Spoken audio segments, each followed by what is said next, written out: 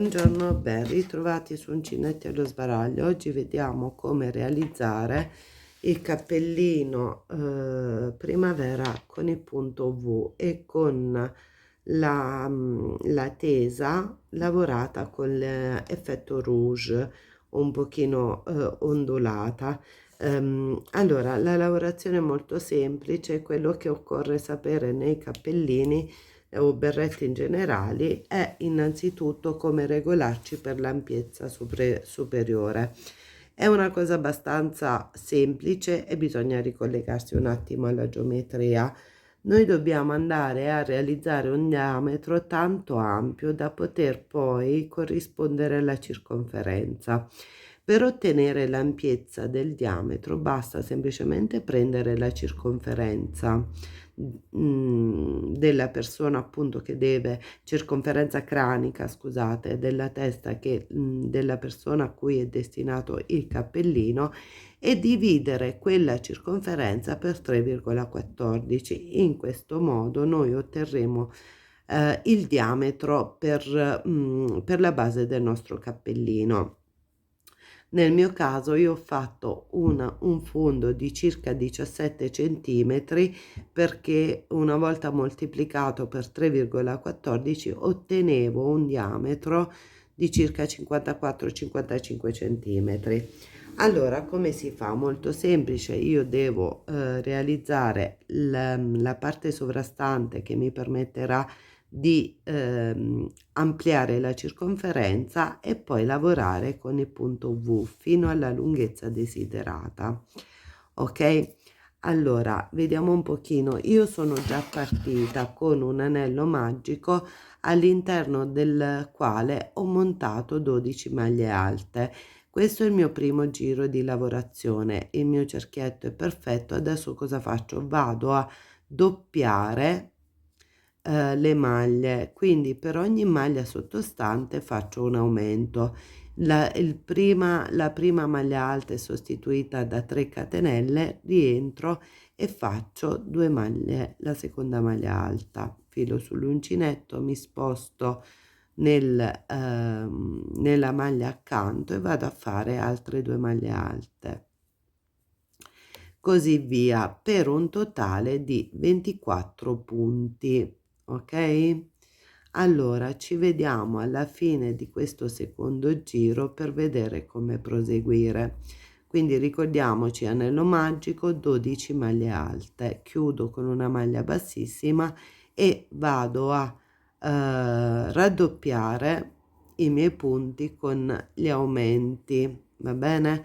Questo tipo di cappellino è molto grazioso anche per le bimbe, quindi si potrebbe pensare di realizzare una taglia per una bambina. L'ampiezza appunto è quella che vi ho detto da calcolare appunto per la larghezza del cappellino. Io lo sto lavorando con del cotone e un uncinetto del 3,5 in modo da avere una lavorazione morbida, perché appunto un cappellino che stringe in primavera o quando fa caldo non è piacevole da indossare. Ci vediamo alla fine del secondo giro. Allora, a fine secondo giro cosa faccio? Vado a raddoppiare di nuovo i miei punti per poter ampliare ancora di più la lavorazione. Faccio la stessa cosa che ho fatto prima, quindi cosa succede? Che da 24 nel terzo giro dovrò ottenere 48 punti, quindi sempre lo stesso procedimento: 2 maglie alte in ognuna delle maglie di base di lavorazione. Ok, allora anche questo giro ripetitivo come il giro precedente, quindi non c'è niente da dire ulteriormente, ma ci vediamo alla fine di questo passaggio. Allora, una volta finito anche il terzo giro è il momento di inserire i punti V. Allora, se io ho bisogno di una circonferenza inferiore perché ad esempio voglio realizzare un cappellino per una bambina, perché come modello è abbastanza femminile, o una neonata, posso fare in questo senso. cioè invece di montare all'interno 12 maglie per avere un diametro anche più piccolino, posso inserire 10 maglie oppure 8, non di meno, perché poi il cerchio non viene bene. Quindi a seconda del, diciamo, della testa che deve calzare, potremmo andare a ridurre anche al centro, quindi invece di fare 12 maglie fate comunque 10 o al massimo meno di 8 no, perché non viene bene il lavoro. E poi abbiamo messo gli aumenti. Adesso nel quarto giro iniziamo a inserire i punti V. Per non far ampliare eccessivamente tutto d'un colpo il mio cappellino, vado a fare in questo modo: mi alzo con 3 catenelle, aggiungo una catenella, filo sull'uncinetto, rientro e creo il mio punto V. Non vado a inserire nessuna catenella di separazione per compattare la lavorazione, ma salto qui il punto successivo, vado nell'altro e vado a crearmi di nuovo i punti V. Diciamo che la catenella sostituisce la maglia di base che io vado a, a realizzare. Questa la salto, vado nella successiva e faccio un punto V. Ok? Allora, non aggiungo catenelle tra un punto, almeno in questo giro. Vado qui, catenella di separazione, rientro e continuo così per tutto il giro. Mi raccomando, essendo un giro di assestamento, ma volendo appunto inserire il motivo che decorerà il cappellino, mi ricordo di iniziare i punti V, non mettere nessuno spazio qui in mezzo, ma saltare direttamente la maglia di base e crearmi il punto V accanto, perché se no andremo a realizzare troppi aumenti e quindi inizierebbe ad avere un, diciamo, un bordo troppo ondeggiato per essere un cappellino. Continuiamo così fino alla fine.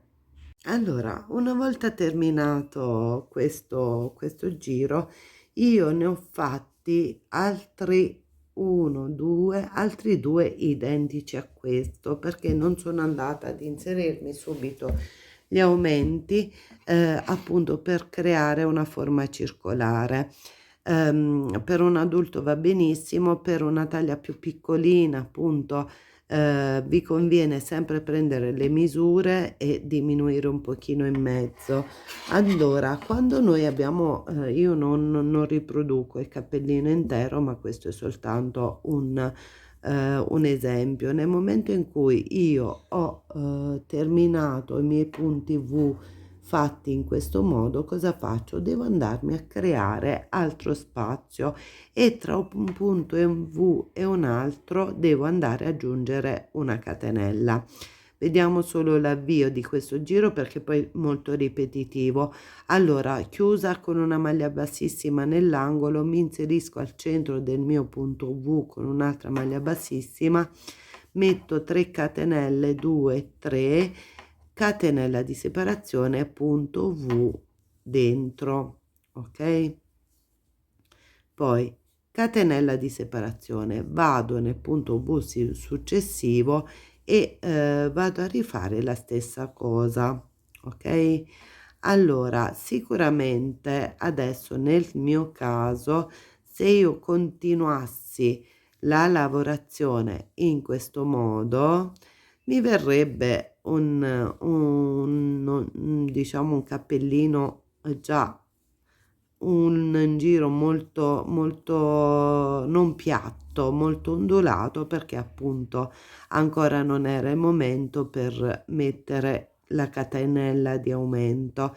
Però come vi ho detto, questo è un campione, una campionatura per farvi vedere solo i vari pezzi di lavorazione, quindi comunque il giro lo faccio, sarà ondulato. Noi quello che vogliamo fare finché non otteniamo appunto la grandezza desiderata, rendere il lavoro il più piatto possibile. Ci vediamo alla fine comunque di questo giro di esempio per vedere poi come fare la rouge sotto. Ok, a tra poco. Allora, una volta terminato il giro dei punti V con la catenella in mezzo, la lavorazione si presenta così. Vedete che comunque le onde si creano, quindi cosa vuol dire? Che io devo lavorare più giri come il penultimo, cioè non mettendo la catenella in mezzo. Potrebbe anche esservi sufficiente aumentare di 2 o 3 giri in questo modo senza la catenella di separazione per poter ottenere la circonferenza desiderata. Io invece, dopo aver fatto appunto 3 giri senza catenella, ho introdotto la catenella di separazione e quindi il mio cappellino ha avuto l'ampiezza giusta. Dopodiché ho proseguito dritto. Infatti nel momento in cui noi non andiamo più ad aggiungere aumenti, cosa succede? Che a un certo punto il mio cappellino si incurva e prende appunto la forma di calotta, quello che vogliamo avere, e continuo in questo modo con quest'ultimo giro fino all'altezza desiderata. Mettiamo il caso che l'altezza desiderata, perché un pochino si incurva, è di circa un 20 centimetri per adulti, il gioco è fatto. Adesso vi faccio vedere come ho fatto la visiera. La visiera, come ho detto, gli ho dato un taglio più ondulato, anche perché l'ho pensato come modello anche da ragazzina, da bambina, da occasione. Cioè immaginate, immaginate questo cappellino per esempio con il rosa, con un panna, qualcosa da abbinare a un vestitino più grazioso ed elegante per una cerimonia da bambina. Allora, nel momento in cui ho fatto questo, si potrebbe anche applicare un fiore, qualcosa di decorativo. Io avevo questo colore, mi piaceva moltissimo perché siamo appunto in primavera, mi ricorda molto i prati che si stanno riempendo di colori, perciò ho scelto questo. Nel momento in cui appunto ho ottenuto la mia altezza desiderata, passo alla visiera. La visiera appunto in questo caso ha solo diciamo un intento decorativo più che per ripararsi dal sole, e l'ho fatta un po' ad onde. Come ho fatto? Sono entrata nel primo punto disponibile, punto V, salita con 3 catenelle. All'interno di ogni punto V sono andata a posizionarmi 6 maglie alte. La prima nel mio caso è costituita dalle 3 catenelle, poi ne ho aggiunte altre 5, 3, per un totale di 6, 4, 5 e 6. Invece nello spazio della catenella ne ho aggiunte 3 di maglie alte qui e ne metto 3. 1, 2 e 3. Poi dall'altra parte nuovamente 6. 1, 2, 3, 4, 5 e 6, e ho proseguito così per tutto il giro di lavorazione. Vedete che già in questo modo l'onda si crea. Sono andata a terminare il mio lavoro con altri 2 giri di maglie alte, però questa volta senza aumenti. Sono andata, vedete, a lavorare le maglie che avevo appunto aumentato in questo giro, così come si presentavano. Dopo 3 giri di lavorazione l'ondina del bordo ha questo effetto e il cappellino è così terminato. Cosa dire? Spero di essere stata chiara, soprattutto per quanto riguarda ehm, il, in modo di ottenere la circonferenza di lavorazione. Spero l'idea vi sia piaciuta. Se è così, mi raccomando, iscrivetevi al canale e attivate la campanella per i prossimi tutorial. Buona creatività, spero di vedere i vostri cappellini realizzati. Se possibile, appunto, nominatemi se vi ho dato l'idea giusta. Buona creatività a tutti, da Uncinetti allo sbaraglio, al prossimo tutorial.